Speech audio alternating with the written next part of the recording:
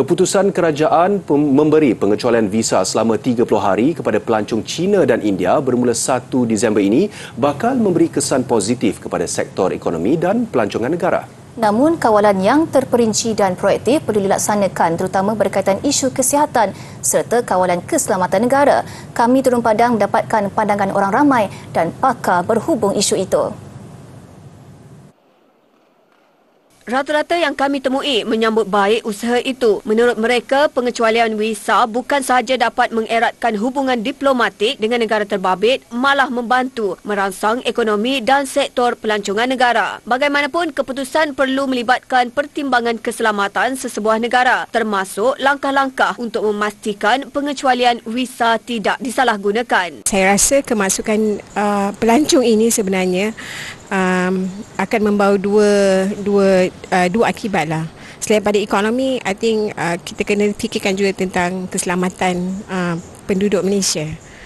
So masalahnya kita tak boleh nak tapis dia orang. Yang mana satu lebih baik berbanding the other side. So yang itu saya rasa kita perlu pertimbangkan dua perkara itu. Pengawalan kesihatan di pintu masuk negara perlu diperketatkan agar isu penularan penyakit berjangkit seperti COVID-19 tidak berulang. Yang buruknya kita tak tahulah kan, takut diorang ada virus ke penyakit ke yang boleh datang kat Malaysia. Kalau kita tak kuarantin diorang apa, tak cek dia, itu dia punya efek je lah, takut.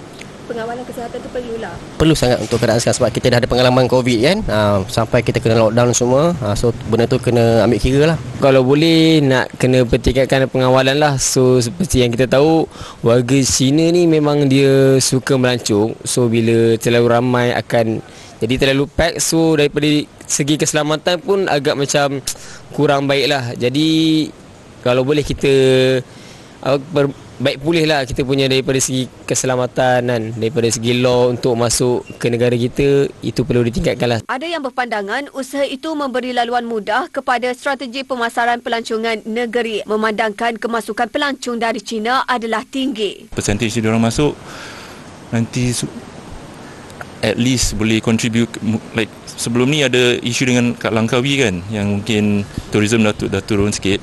So kalau kami punya government boleh tingkatkan lagi taraf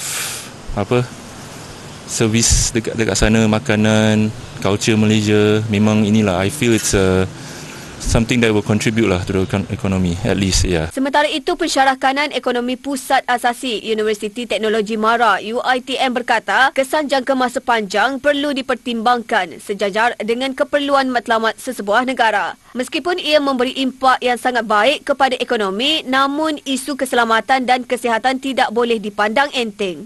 Kita tengok peningkatan kedatangan pelancong, sistem kawalan keamanan dan pemantauan perlu diberi perhatian. Ini termasuk sistem keselamatan di pintu masuk negara dan juga di kawasan pelancongan utama.